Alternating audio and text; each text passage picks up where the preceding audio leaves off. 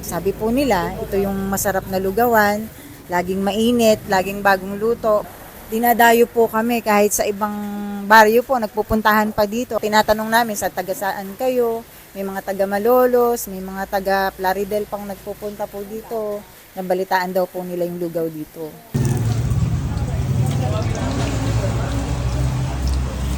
Totoo po talagang may-ari nito yung ate ko, namatay nung pandemic.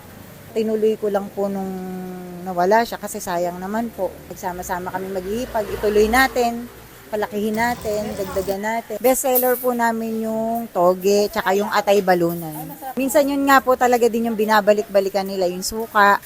Tsaka kahit paano po kami magkakapatid, meron kaming naaasahan. Laking bagay po sa amin dahil dito po namin kinukuha yung pang araw-araw na pag-aaral ng mga bata.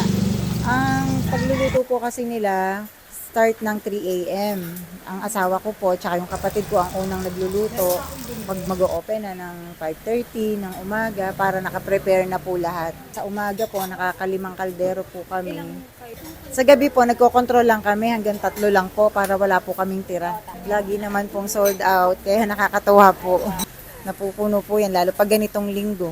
Mas marami po sa gabi, punong-puno po yung labas namin. Kasi naman siguro mga 100 person.